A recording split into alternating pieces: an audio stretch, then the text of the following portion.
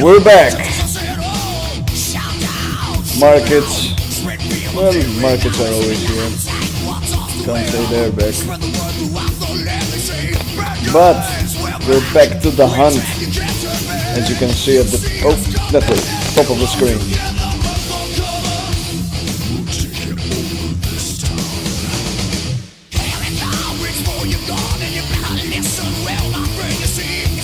Yep, this is gonna be fun.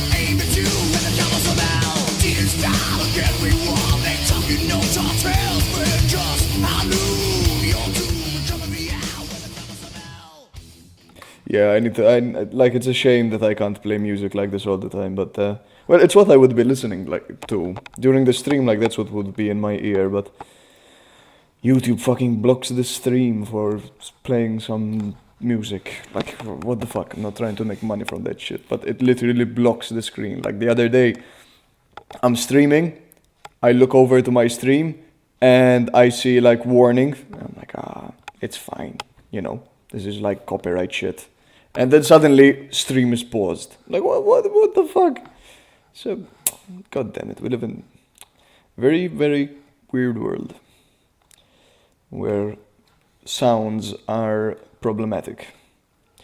But it's okay. It's okay. Let me set up the music for myself, I guess. Might as well somebody in the stream enjoy some music.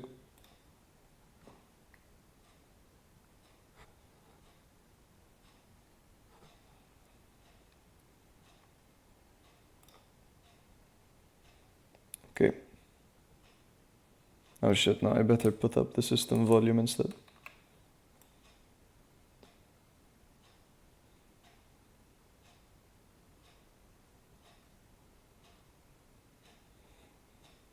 Cool, okay.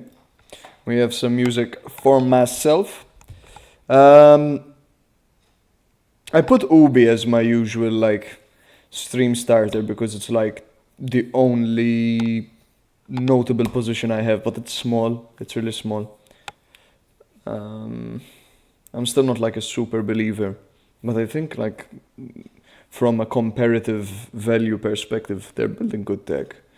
And before we actually even start, nothing that you'll see in any of my streams, including this one and future ones, is in any way, shape or form financial advice. I hold no licenses, except for a driving license. Yeah. And yeah, everything here is for informational purposes only. I like to say entertainment purposes only, but like, I don't know. Informational makes more sense. So yeah, we can get into it today and see what we're gonna find. We're just, again, another day of going through. Like, I'm underplaying this. I find this really exciting. Some people might not, but I love this. We're going through another day of the Moody's Manual method, I call it, which is basically the Warren Buffett way. And what do I mean by that? I mean, it is the method for finding good opportunities by scouring every single rock that can be turned over. And then once finding a rock, you know, you get into it and bam, bam, bam. What does that have to do with the Moody's Manual? The Moody's Manual was basically a list of every single company listed on the stock exchange, I assume. It actually, I think, included pink sheets.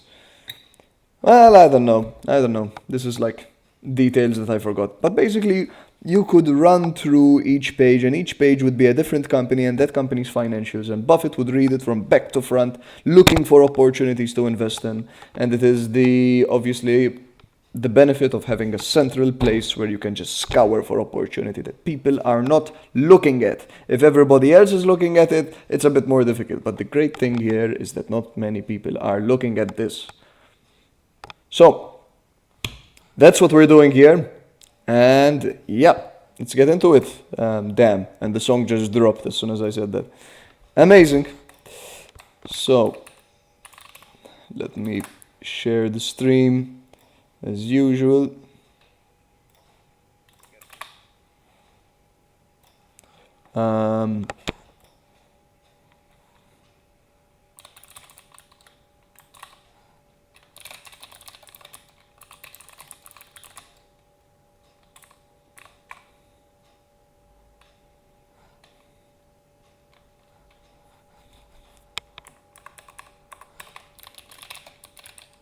What the fuck did I look at? Why am I seeing so much purple in my eyes? Oh damn, it's because of this bright purple thing on my screen, I think. Damn.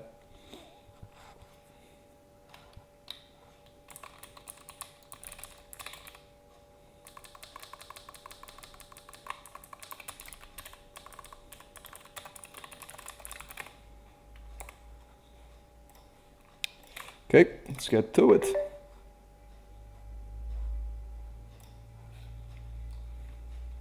So we can close Ubi for now and just go off to the new pairs. Oh, actually, let's put Ubi on the other side of my screen. Oh, actually, no. Just deck screen. Oh my god. Oh my god, man. Oh shit, wait, which... Yeah, OBS is using this. Okay, we're good.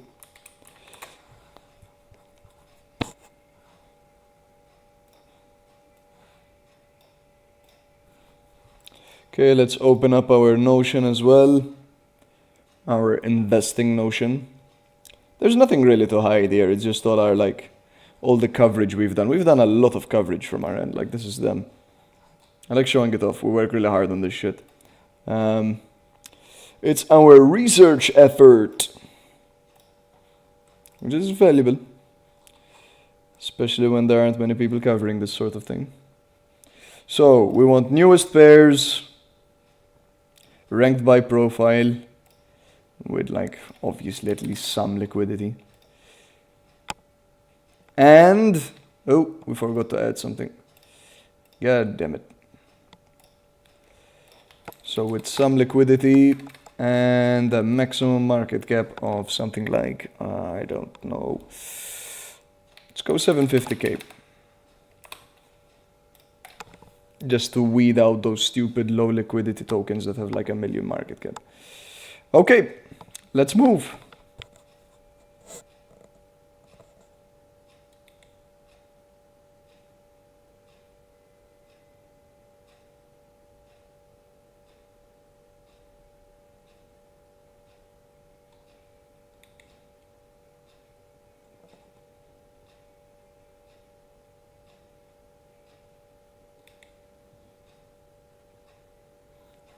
Again, FYI, what I'm doing here is very simple, which is that I'm looking for those which aren't memes. We're not interested in fucking memes here. We're interested in something that's actually gonna like perform very well, predictably well. Oh, we have a viewer in here. Hello, hello. Whoever you are, good sir. And since obviously we're avoiding memes, like that's, you can tell it's a fucking meme most of the time by the name and the picture, but yeah.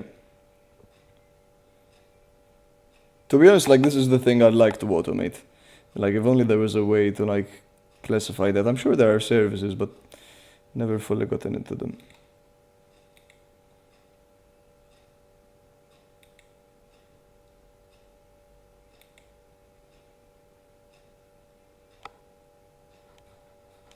Feel free to say hi, good sir.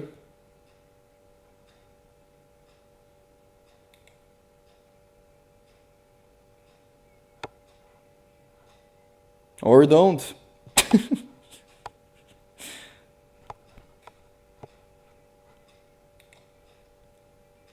Damn, I must look like...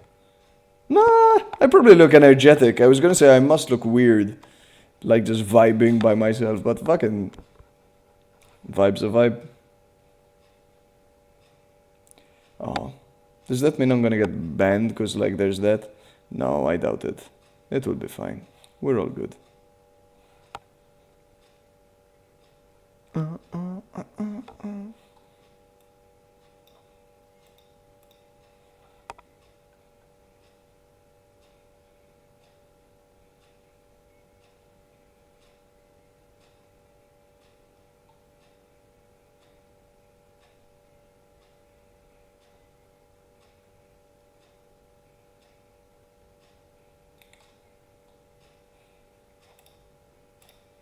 Okay, it's page 1, and that's basically everything since yesterday. Well, that doesn't look very good. Not at all.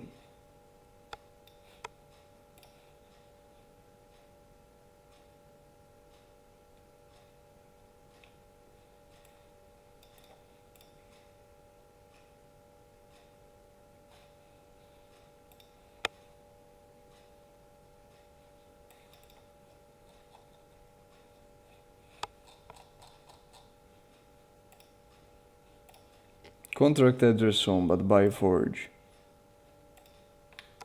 And BuyForge just opens.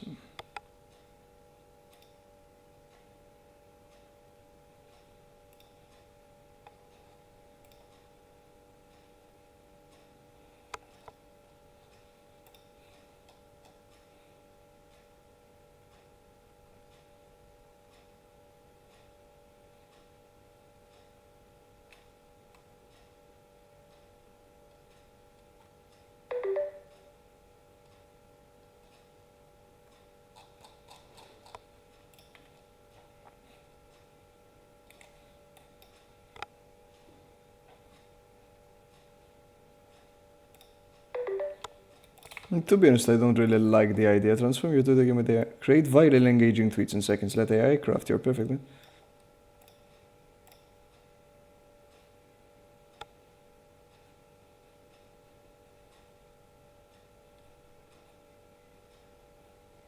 I mean, it's cool. It's not really a crypto thing though. And also the token seems to have done madness.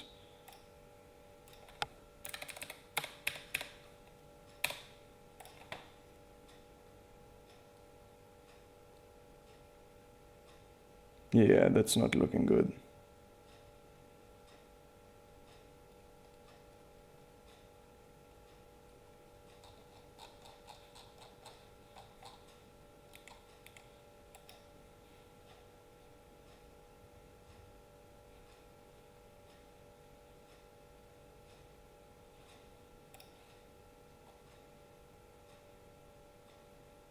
Oh, still active.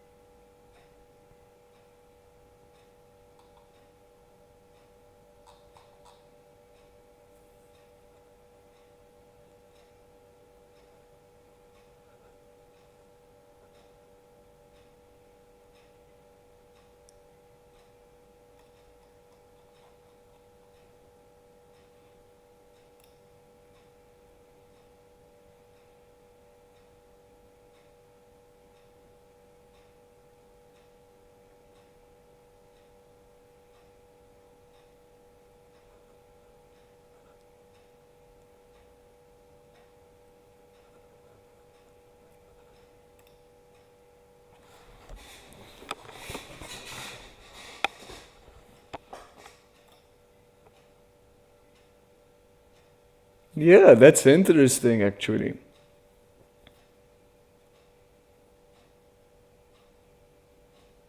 That's an interesting point. Like, I'm reading this and it's true. Like, bots probably struggled since like pump fund tokens started going to pump swap and are usually like expecting radium. Damn, yeah, that must have been interesting.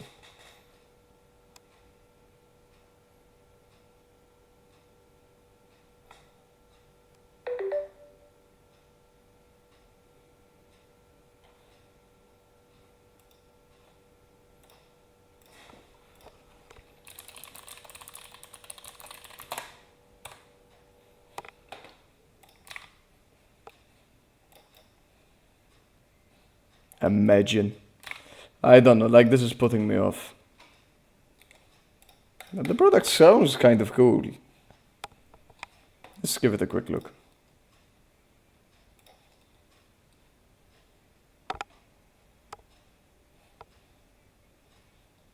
What am I doing? Oh.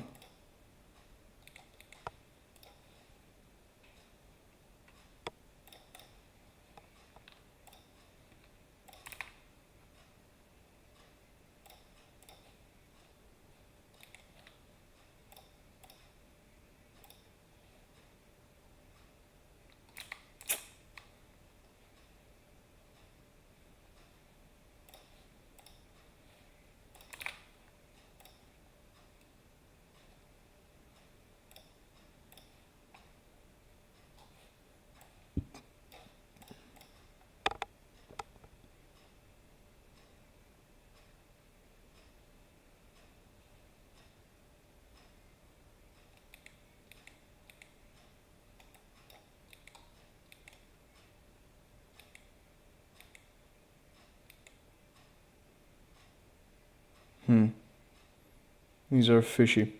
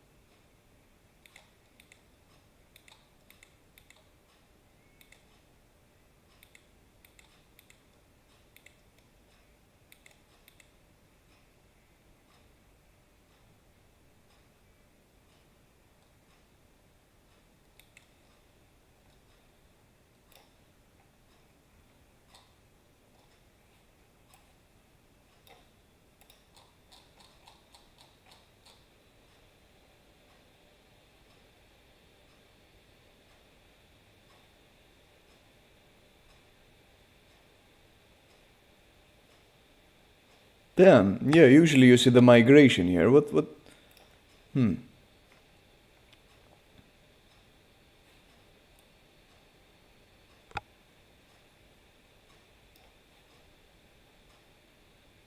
How weird.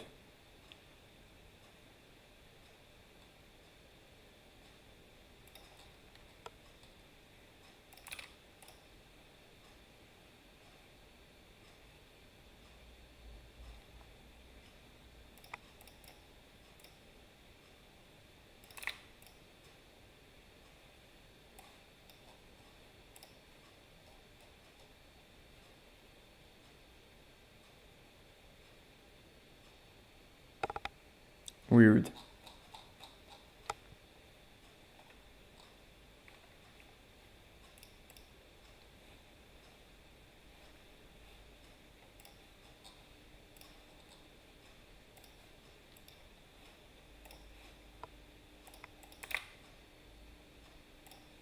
Ooh, that's not good.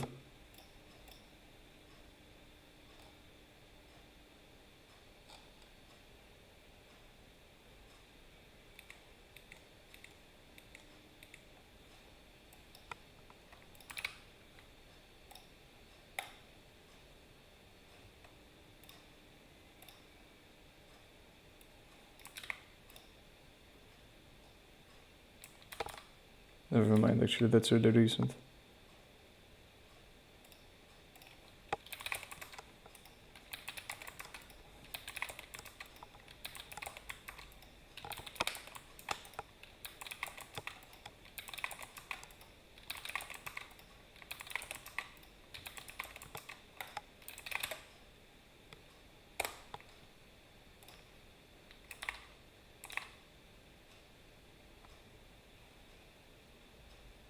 Oh.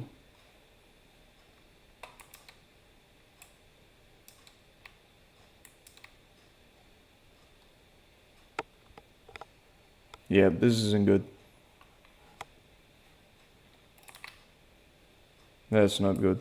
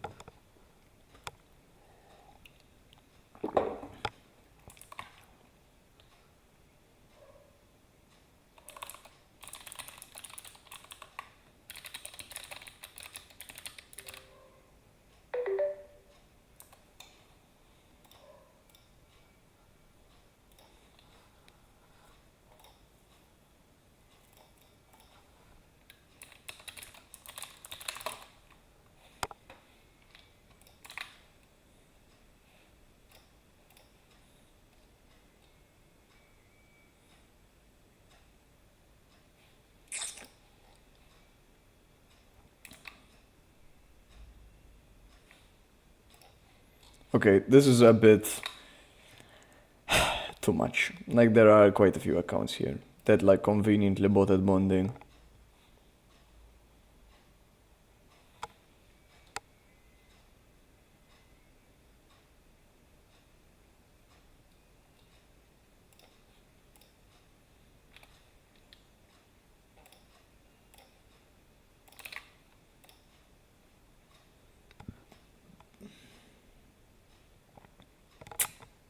Man.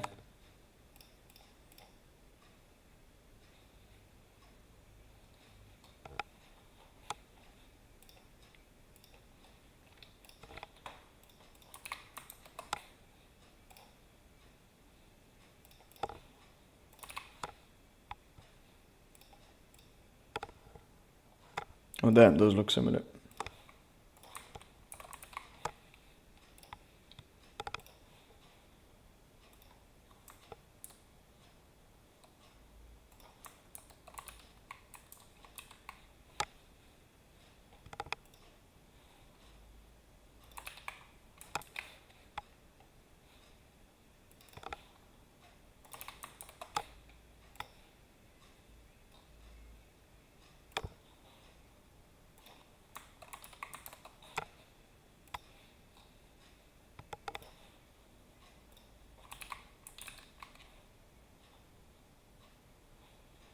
I'm gonna put these in the chat actually. Oh, no, there's too much text, I can't actually. Fuck. Oh well.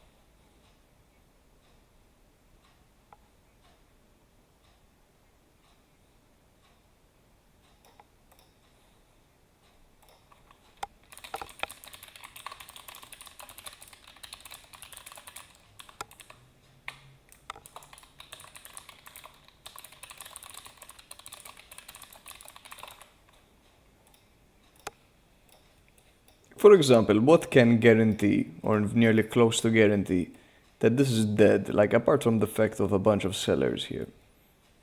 Yeah, a bit too coordinated, right? So activity is down. I just see it weird that they tweeted like a few hours ago. Weird, weird, weird. And this is how you hedge a situation like this, in my opinion.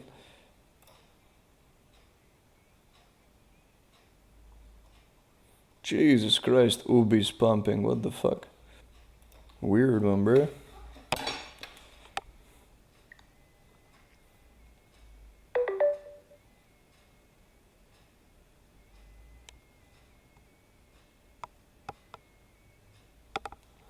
Damn, should have invested maybe a bit more. The position was a bit too small.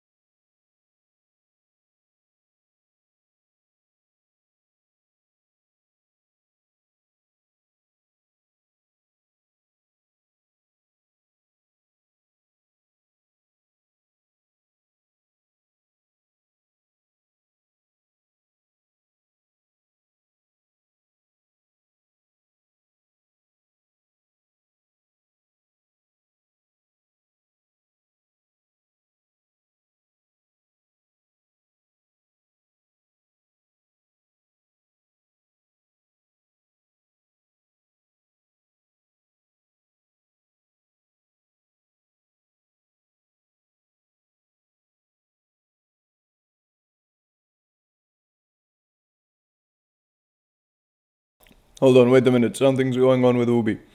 It's moving a bit too much. 500k, what the fuck?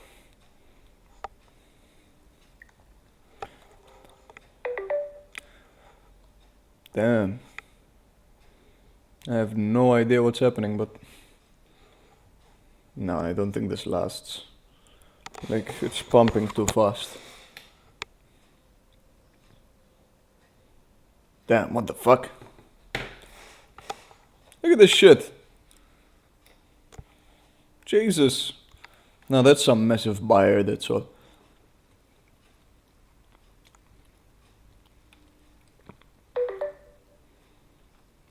They pumping.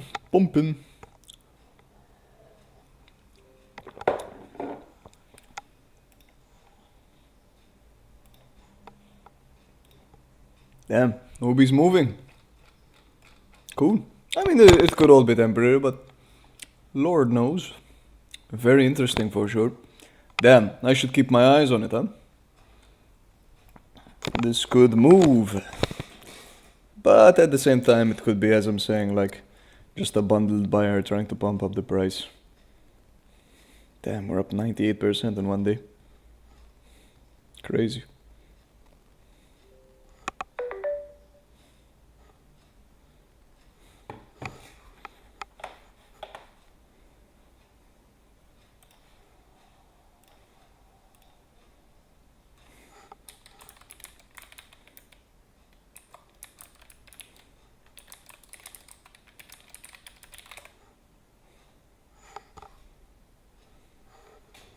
Damn.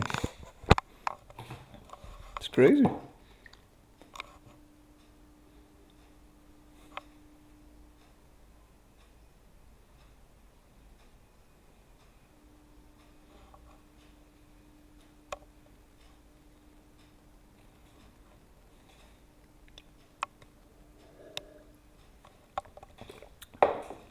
It's so easy to get emotional in this space, but no. You just gotta realize that these are chips at a poker table. Ooh, these are a bit too convenient. Like, you see, when I say... Oh shit, it's the IQ guys. No, this isn't the IQ guys. What the fuck is this? Oh, damn. Cool.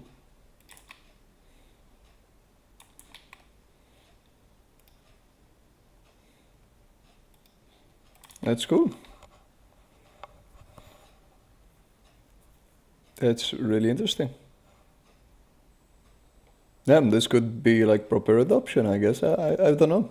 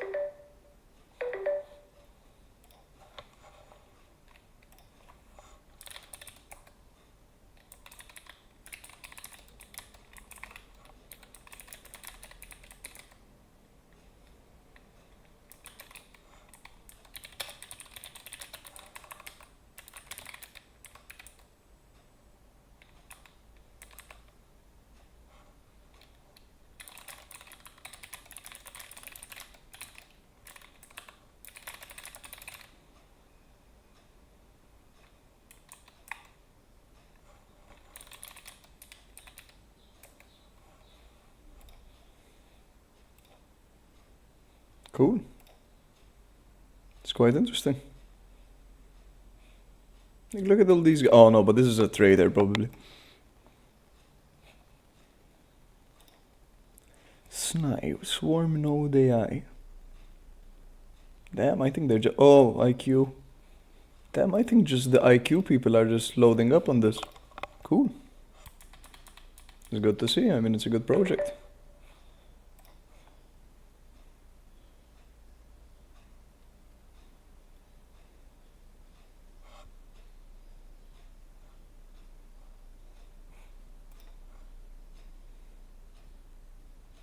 Well, yeah, we'll see what happens. But today should be an interesting day. Need to make some calls though. Hold on, I will make some calls. I wouldn't be surprised to like just see a massive dip now, but like I don't really care. Like I just I like this. Like where it's going.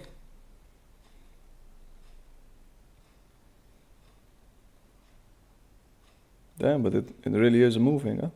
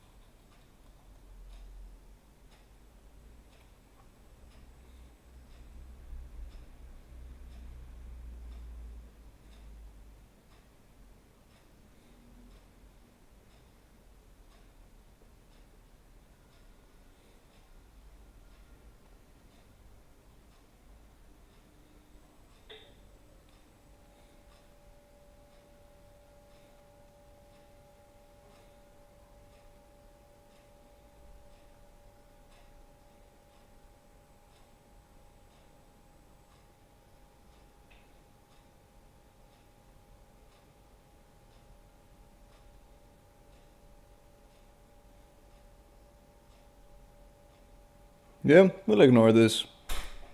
Like the temptation is always to react in a situation like this, but it's a long-term holding anyway, and like nothing that I do now is gonna change. Like you could like cash out a bit if you think it's a short-term move, but then you miss out on the opportunity cost of like what you think the project's worth. So yeah, we'll just be passive. Oh my god, the cat scared the shit out of me, man. This dude just fucking started banging on the door. Okay, I'll be back in a second.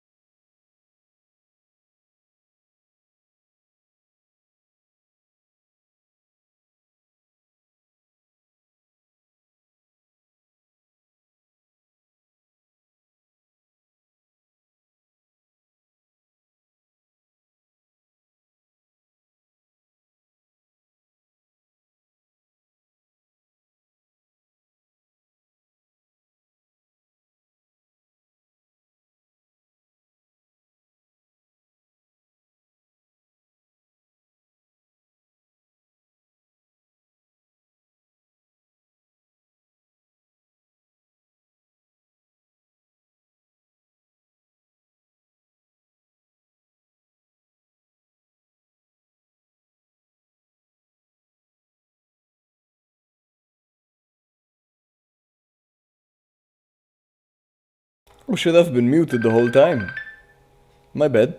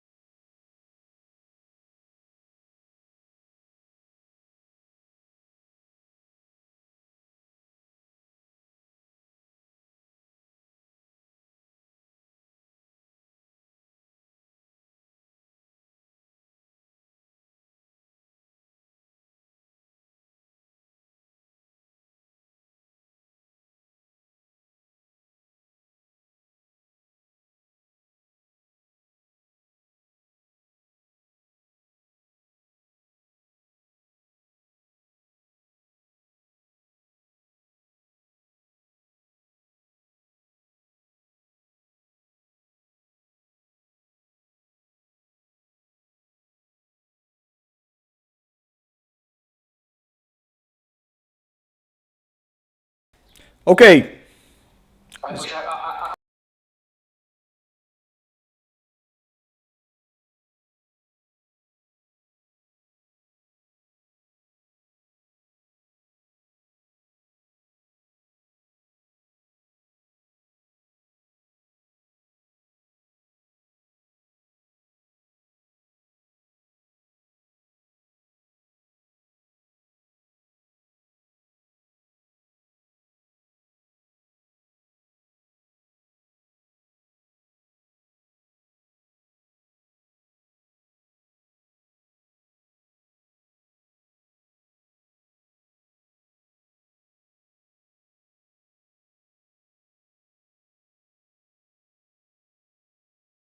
Zo, kif jista' jkun qed tismani.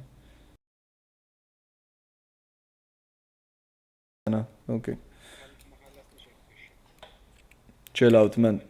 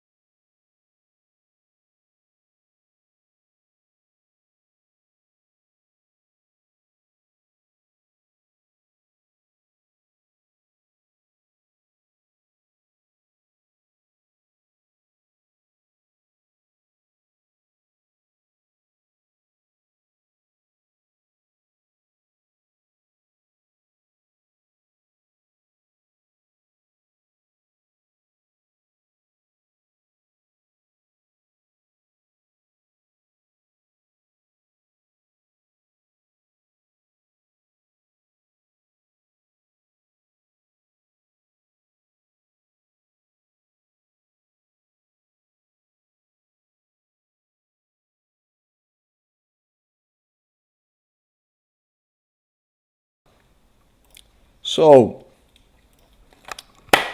for our current sole viewer, let me demonstrate how a DEX works. To be fair, I did it once on stream. But I shall do it again. And perfect timing, as yesterday I put together an Excel sheet because I was actually using it. Trap fund token, here it is. So, okay, so once I explain on Paint, I will explain. Okay, perfect.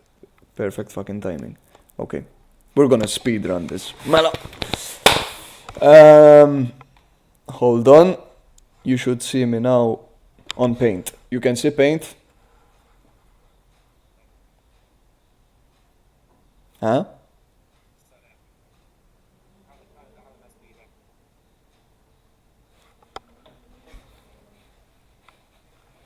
I lost my mouse. Where's my mouse? There's my mouse, okay.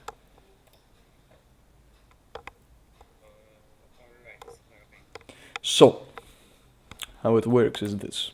Very simple. You have two major things to understand, and you've understood everything that an investor should care about. As a developer, I don't know what he cares about. And the investor needs to understand what's going on. How it works is this. Is that obviously it concerns two tokens. You can't have a DEX on more than two tokens. Maybe that's something that happens down the line. I don't know, and I don't care.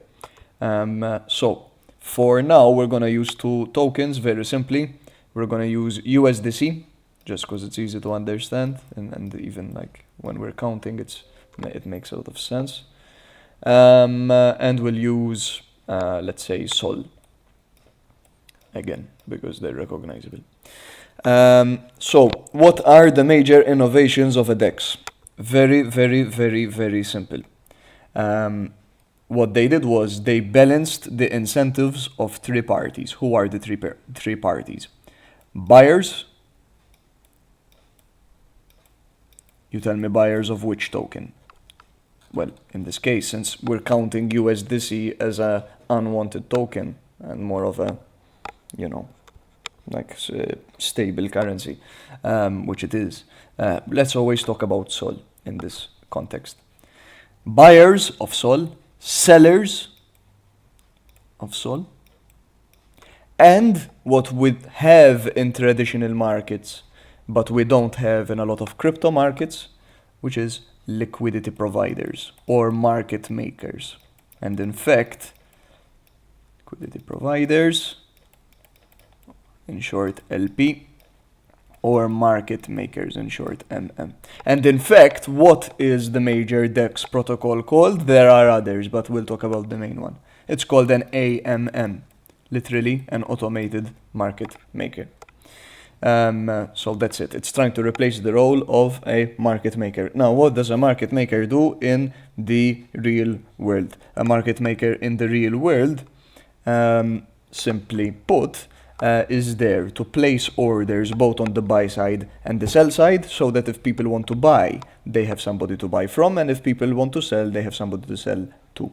Whereas, if you just leave it in the hands of the market, there won't be enough liquidity and there will be more sporadic price movements, which is a problem. Or you could even have a situation where there are no buyers or there are no sellers, so the opposing party struggles to buy and sell. Fimna semmek? Issa, how did they do that? Well, the buyers and sellers are simple. They work the same. But the exact mechanism is what we'll get into later. That's the maths part. And it's very basic. It just took a minute to understand. But you'll pick up. The liquidity providers is the major innovation. How did they do that? They said there is going to be the so-called liquidity pool, which contains both USDC and SOL in equal amounts. Not equal amounts in terms of 10 USDC, 10 SOL, in terms of dollar amounts. So the exact amount of USDC in dollar terms will be the same as the amount of SOL in dollar terms. Or else it doesn't make sense, you have an imbalance. And we'll get into why that happens. Again, that's in the maths part. But what the mechanism of liquidity providers is if you provide liquidity into this pool, in other words, you deposit USDC and SOL into this pool, then what are you going to get in return? In return, because there needs to be some incentive in the real world, how they make money, market makers, is spreads, they're called, which is like a combination of how they buy and sell and the profit from the difference. And in this world, much simpler, instead, whenever a person interacts with a DEX, there is a fee. That's it. It's fixed most of the time, and how that fee is divided is the following. Let's say that, I don't know, the fee is $10. It's not that much. It's very, very little, but whatever. That $10 fee for you buying, selling, anything you do on the DEX, except for adding. Same thing, swapping is in this context the same as buying and selling. We shouldn't even call it swapping. Swapping is just a word that applies to DEXs. The same way we would say a market order on a normal exchange. They're all the same thing, buying and selling. So if you bought or sold, you would pay this fee. What happens to this fee? This fee goes into a separate pool. Which, it's not, in practice it's the same pool, but think of it like this. It goes into a separate pool. The major part of it, a small part, goes to who created the protocol, which, let's say it's Radium or Uniswap. That's how they make money from this thing. But the actual DEX protocol. So DEX is a smart contract. And encoded in it, they wrote that a piece of the fee will go to them. That's simple. But ignore that, because that's just more of a specific thing. What we care about is what happened to this fee. This fee goes into the actual liquidity pool itself. So that the owners of the liquidity pool, those people that deposited their USDC and SOL inside of it, have an incentive to have that USDC and SOL deposited in there. And if they own the full pool, and we'll understand what it means to own the full pool. If they own the full pool, then they will get 100% of the fees that go into this pool. Ignore what goes to Radium.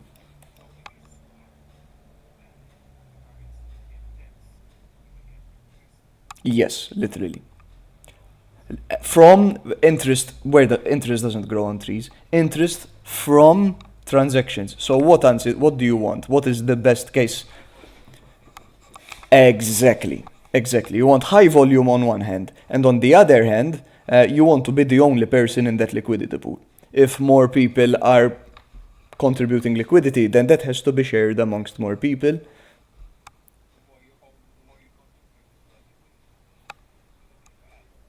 Of the fees. The more of the fees, it's always like that. You always own a percentage of the fees, and obviously your own liquidity. Issa.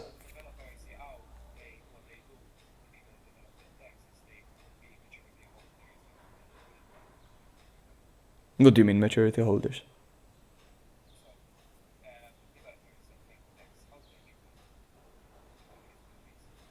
From the fees they make it, they take a small percentage.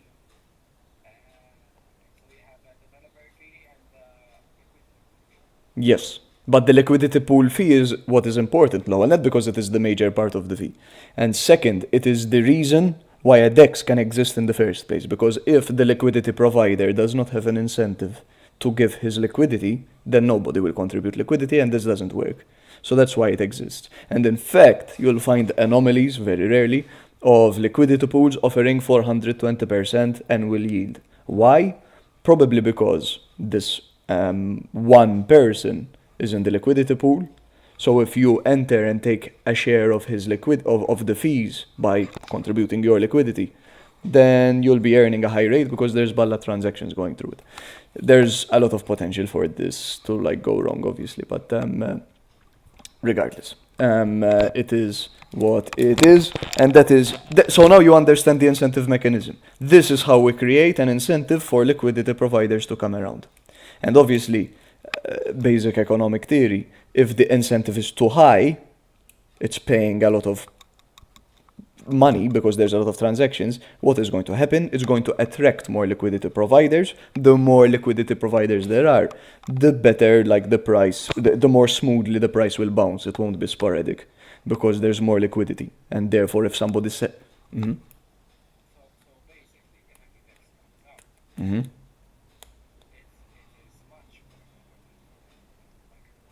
Issa, not necessarily, because it depends how it was created.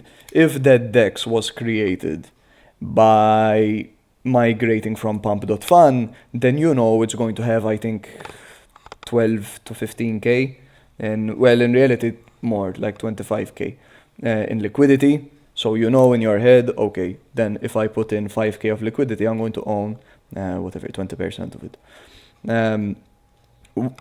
Whereas, for example, Trump coin, I hate to use the example, Trump coin was released immediately with 200 million in liquidity inside it. So if you wanted to get a share of those fees, you'd have to put in, if you wanted 1% share of the fees, you'd have to put in around 2 million. Now, that's the mechanism, as we said. And it was a great idea. They said, let's use transaction fees to incentivize liquidity providers to come. Now, how does the maths of it all actually work? Very simple. Mechanism, you understood them. I like the incentive mechanism. So, it's very smart, yes, and it's a great way to not be reliant on any party in theory. In practice, it's different. Because there's a lot of ways how you can manipulate this.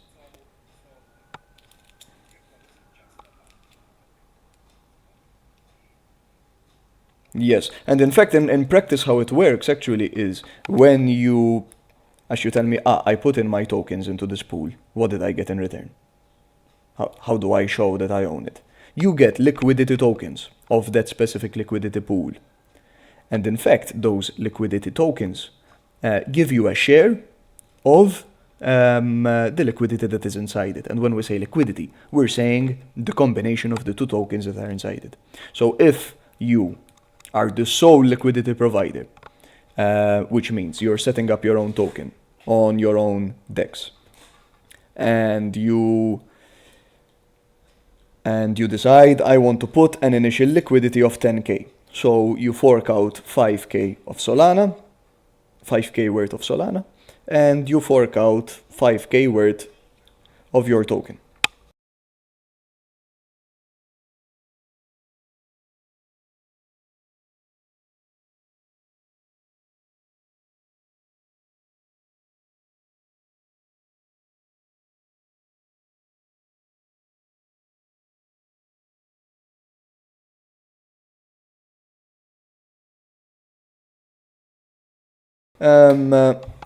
So, we have a guest. So, okay. In practice, how the shares in the liquidity pool worked, and this is all coded, is that the pool shares are made by these so-called liquidity pool tokens. And in fact, if I create my own DEX, as I said, I put 5k of Sol, or let's say 5k of USDC, that's what Trump did. 100 million of USDC and 100 million of Trump, or something like that it was. Because it's the easiest way to do it. I mean, USDC everyone understands. Sol, it's harder to understand. You can do any tokens. I can do Trump token with Solana. I don't know. I could do anything. What I was going to say is, if you grab those two tokens and you put them into this pool, what you get in return to represent your share in the pool is these liquidity pool tokens, they're called, and they would be like the actual name would be liquidity pool in brackets Trump USDC blah blah blah. And when you redeem and those how that token works is it is redeemable for the liquidity pool. And what does Pump Fund do, and why do people love Pump Fund? Because the major value added is that by default, when you launch a token and then it becomes into its own DEX, the liquidity pool tokens are burned, which means nobody can empty the liquidity pool. And that's a really good safety thing for anyone that's investing, because the worst thing that can happen, as we know, happened to some people, it wasn't their fault, is that you can invest in a token, where is the only place you can buy it or sell it? On the DEX. And if that DEX pair, the liquidity of it is rugged,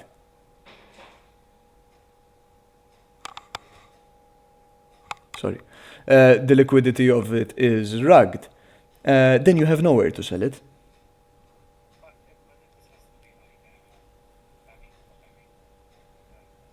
No, it can happen to anything. No, not Bitcoin doesn't work with DEXs, as in it can, but through like bridges and stuff. No, you're assuming there is another place where to sell it. If, for example, tomorrow the Trump team rugs their token by emptying the liquidity, go sell it. Who's gonna?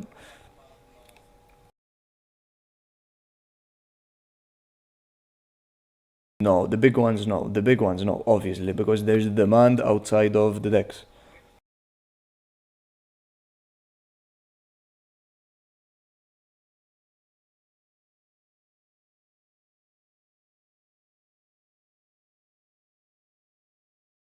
Assuming there is one.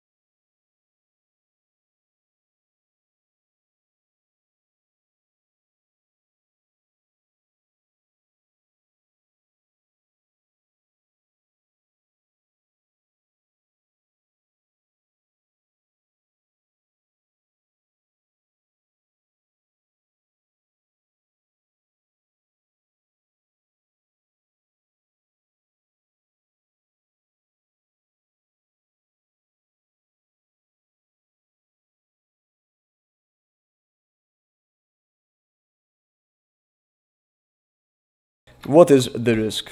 Yes, this usually applies to smaller tokens, but smaller, I mean define smaller. It can be hundreds of millions and it can still happen. If the team decides to do something shit, people are gonna lose faith unless there's some CTO or some bullshit. But I mean, CTOing bullshit doesn't really change the bullshit. Where's the risk? If you have something like USDC, and let's say a random token, call it Jake token, and what happens is you're like, I want to, this pool, there's nobody in it, the liquidity is really small, and so the return on investment is really high because the fees relative to how much liquidity is inside is really large. There's not much liquidity, there's a lot of transactions, and so for every dollar that's inside there, it's generating a lot of returns. Mela, what should I do? I would like to deposit some liquidity into it to get some of those fees myself. What do you do to do that? Well, first, you cannot put in just USDC. You have to put in Jake token as well. So, no, because you have to deposit both tokens. You can't deposit one.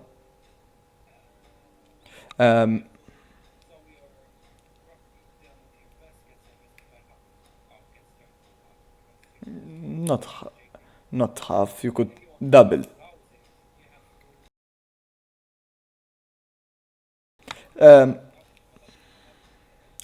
Sure, like that. But let's say you put in 1,000 euro worth of USDC and 1,000 euro worth of Jake token. You can lose all your money. And let me show you how. And now this is where the mechanics of a DEX will come in. So to be fair, I should have explained that before, but we'll get to it after, so don't worry if it doesn't make sense. If people start selling their Jake tokens, only selling, not buying, back into the liquidity, you can only sell through the DEX. So it has to do with the liquidity pool. Then what's happening? Then what's happening is the amount of USDC is decreasing. And the amount of Jake tokens are increasing. Yes?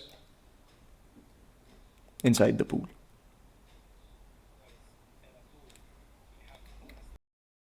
I think we need from that. That's the first thing we need to start from.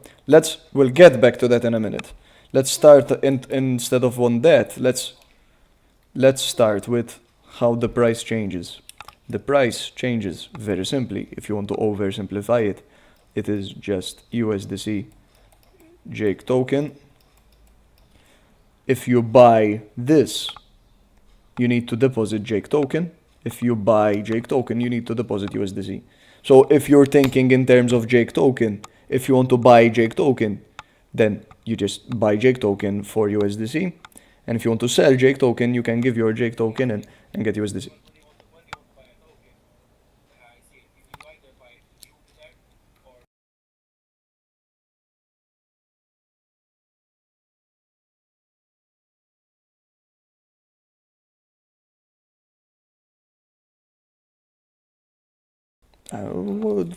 Depending on the pools that exist.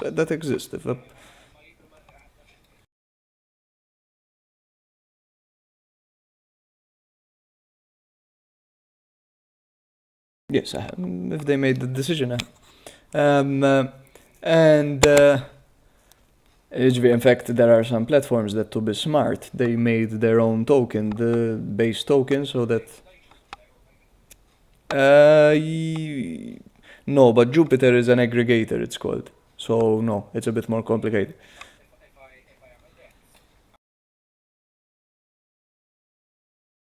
But that's not what Jupiter does. Jupiter doesn't do that. Jupiter just makes it cheaper to do that. So first, what they do is they have a Jupiter Sol DEX. All the tokens are in Sol to whatever the token is. They tell you use Jupiter. We'll switch it to Sol. From Sol, we'll switch it to the token. So they do 2 trades. But because you bought Jupiter, you get some benefits. Jupiter is an aggregator. In fact, if you grab a transaction of Jupiter, you might see multiple swaps because it's doing more than one swap. And in fact, Jupiter lets you swap. That's the main value proposition. It lets you swap from any token to any token. How does it do it? Let's say you started with Trump token and you want to get to fucking to dog with hat. What they would do is they would start with Trump token, swap it to USDC. From USDC, they would swap it to Sol. From Sol, they would swap it to dog with hat. These are 3 transactions. But Jupiter just does it in once for you. So it's like it's seamless. Understood? It's not because they have a DEX for everything. No, they just combine them. But they have their own token and they give you benefits for using their token. So it's very separate. No, Jupiter did nothing special except for just aggregating. I use it because it's also a very good platform for like MEV protection, it's called. There's other shit and so on. But this, how it works, the maths behind it, Emma, and if we understand this maths, we've understood basically everything, is it works with a very simple formula. This times this has to equal a fixed amount. It cannot change this amount. What does that mean? That means if this went down, this went down, what has to happen to Jake token in the pool for this to stay the same? Exactly.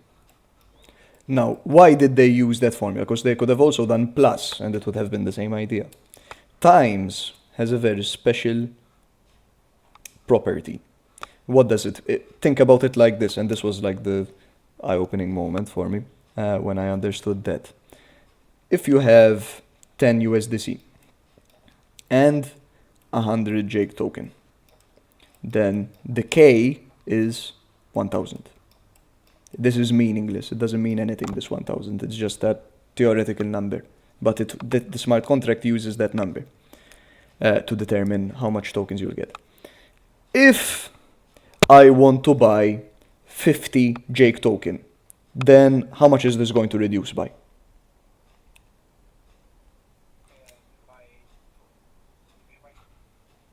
Oh yeah, don't think about it like that. I bought 50, so there's going to be 50 left inside the pool.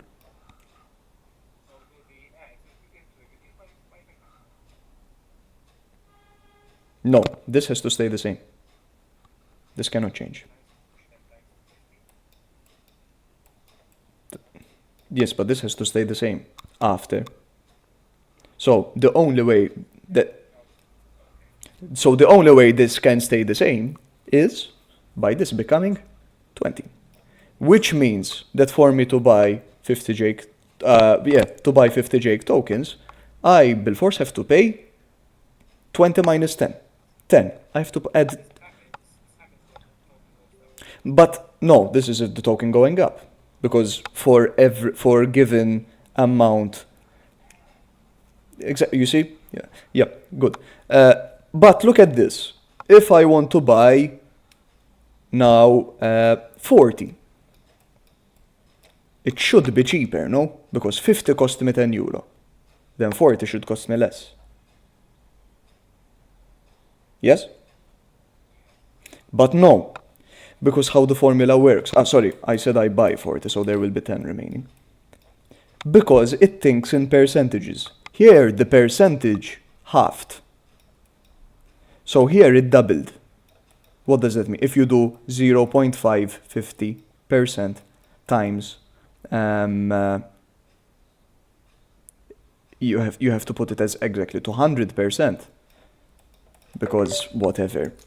Because you think this increased by 100%, but in reality, I think it was a 200% adjustment. 100% was how much it increased by. This equals 1. What does it mean? It cancels out. A 50% decrease is cancelled out by a 100% increase. That makes sense, no? If you start at 10, a random number, start at 10. If you increase by 100%, you go to 20. If you decrease by 50%, you're back to 10. That's the idea here. They cancel out each other. The move here is cancelled out by the move here. So what's going to happen? Since this decreased by 80%, although it's still like in an absolute amount it's 40 tokens, this is going to have to increase by an amount that brings us back to the original amount. We decreased by 80%. To get back up, that means we have to increase by 500%. Not, well, technically increase by 400%, but it's a 500% move. 5 times. If you went down 1 in 5, to come back up, you have to go 5 times. That's the same. It's the same idea here. And this was a 1 in 5 move. Now you have to go back to the original amount 5 times. So this will be 100. So to buy 50 tokens, it cost you fucking 10 tokens. But then to buy the next 40, it costs you 80 tokens. And then if we keep on going, if you wanted to buy...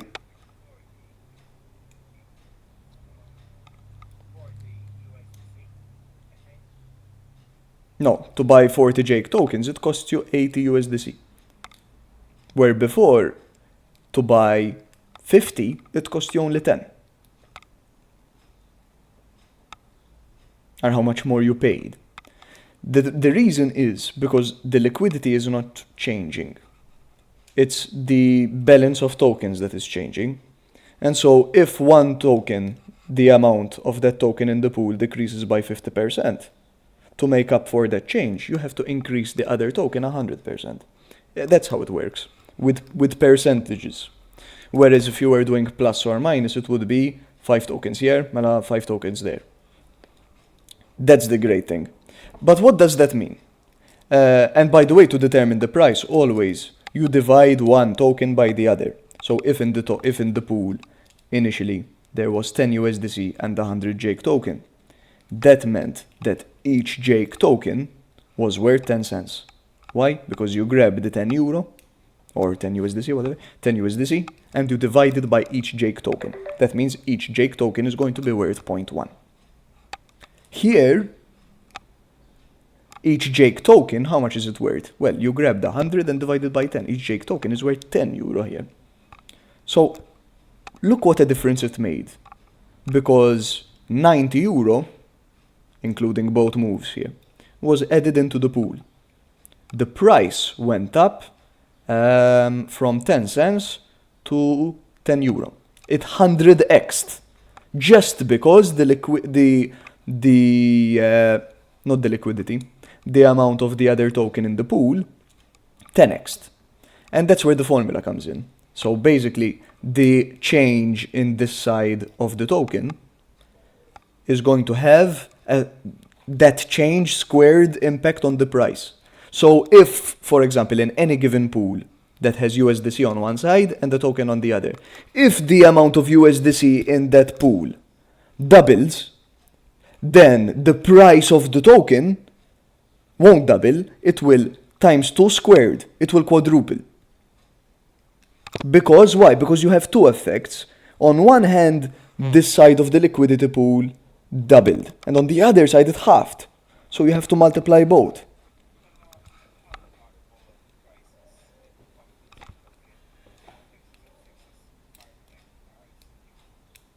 Because of the potential for arbitrage. If I can buy it cheaper here or buy it and sell it more expensive there, then I can make an algorithm that as soon as the price decreases, I buy from here and sell there, and they keep it in balance.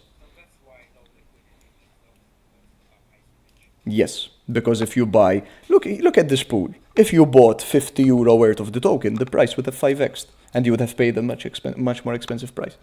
Sorry, you would have paid more than 5x. You would have paid 25x the price. It averages out though, so you didn't. No, a sniper is not for this scope. Yes, it's the same, but that's the same with every single market on the planet. Yes, but this is nothing new. It's called arbitrage. Arbitrage has existed for years. Same here. No.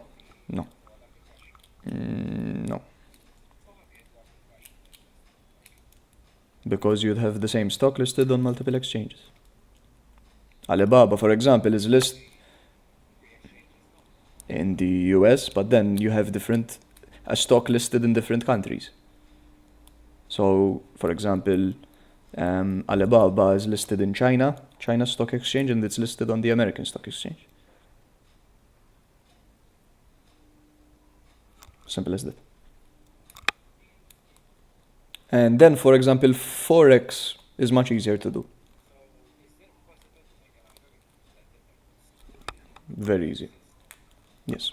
But you'll never beat them because they invested millions in like low latency and all this. Yes, yes. It's how FTX got started. They were the first to do it, and they were making genuine money from it. And then so many big players came in that they stopped making money. So then they started looking for different ways to make money. So they stole people's money and started gambling. No, but initially that's how FTX started, and they got the attention of everyone because they were arbitraging Bitcoin. They were buying Bitcoin from Japan and selling it in the US.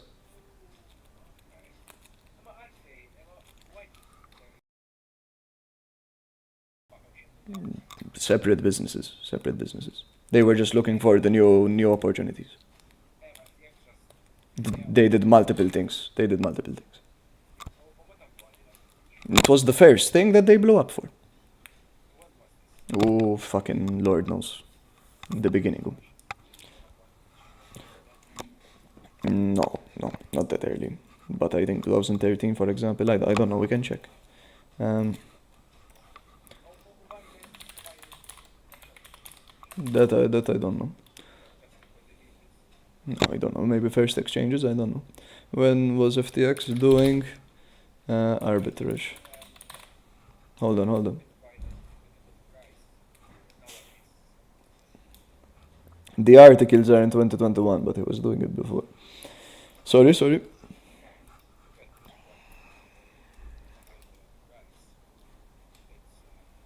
No, you'll do it. Not a problem, but not you. The person that has invested 100 million in a connection. No, you will. No, shit, 300. No, not 300. But that didn't exist even when back in the day. No, that's a stupid person. If a person is selling it for 80% off, he's retarded. Um,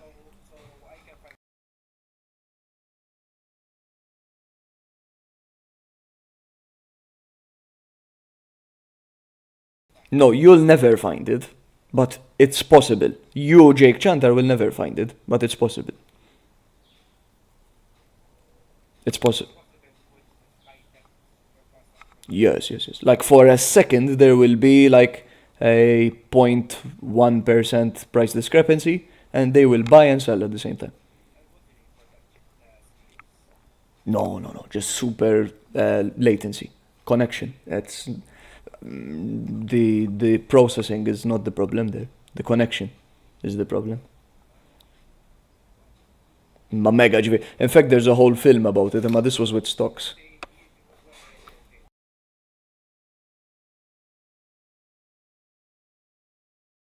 Yes, but that was because it was hard to get USDC onto the Alio blockchain, and because it was hard to do that, there were discrepancies between the price of Alio on sexes and the price of Alio on dexes.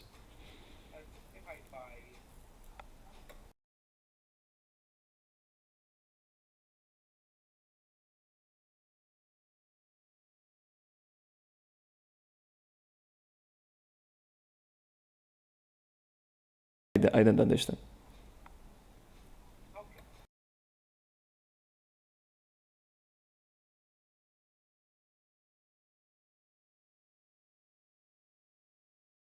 You don't have Bitcoin in a DEX.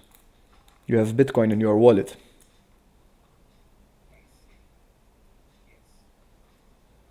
Then you grab your wallet and you send it to SX. No. It's not how a DEX works. A DEX is a smart contract. It's not a. They don't build their own custom wallet. But even if they do build their own custom wallet, what difference does it make? It's always self-custodial.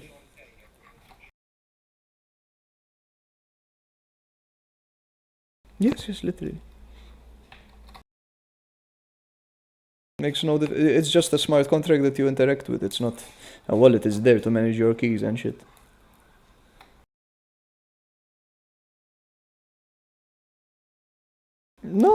there's no advantage. Like, and wallets don't really make money. I mean, they make money they make money when they dominate a space, and but they encourage people like Phantom and MetaMask. Phantom and MetaMask dominated the space, and then they built in access into other people's dexes. So what they did was, if you access the dex through their wallet, they would take a separate fee, which is different. But that's the maths. That's the maths. So you can calculate, and literally, this is the exercise I did yesterday. For example, there was this token, and I calculated what percentage was in the DEX.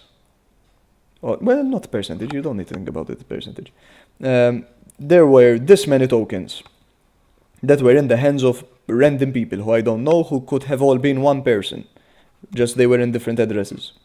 So I said, worst case scenario, if somebody dumps on me, all of the tokens dump on me, what's the maximum I can lose? And you can calculate that. If you know the formula of the DEX, you can calculate that. And that is very simply is how much liquidity is there in the DEX at the moment. And at that point in time, there was 26.48 SOL and 677 million of this token. And no, the formula is not the problem. How much SOL is inside and stuff. And that's fine. Again, not a problem. You go to the address of the DEX. It's like...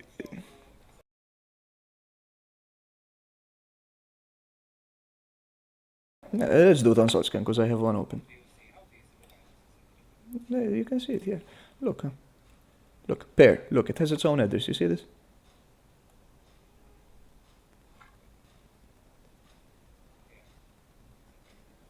The pair itself has its own address. If you go to there, and you'll see like the balances inside it. Look, it's hold. Oh no, this is not what it looks like usually, and I'm trying to understand why. Hold on. No, there's a problem here. No, this isn't usually what it looks like, and I don't know why it's looking like this. This is just showing rent, it's called. No, this is different. Let's use another one. I don't know why it didn't work. This is not on SolScan. Oh, let's do fucking Uber, man. You'll see it literally like it nearly looks like a wallet, just with two. Jesus fuck, Ubi's pumping, man. Oh, il-oħba madonna. Ċesso madonna, man. Damn, today is a good day for Ubi. Eh? Man, look, if you go to the... Yep. Look, here it is. Look, the token balance inside the DEX. Look, here it is. It has this much SOL and this much UBI. This is wrong, don't worry. Like, this should be exactly the same, but it's wrong.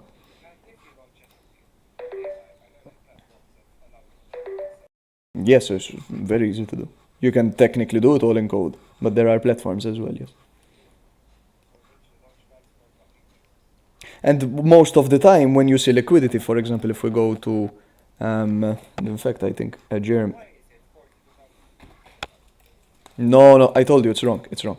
It's exactly the same. It's just the where SolScan is getting their dollar price from is wrong, or it's delayed. No. That's what the other one was showing us only for some reason is this. This is a separate SOL balance, which is called the rent. That's just how Solana works. It's different. No. I think it has a lot more. Because I know what I'm doing. I could have sold it mela yesterday as well. Tipo, no, I know what I'm doing. It's my job. It's my job.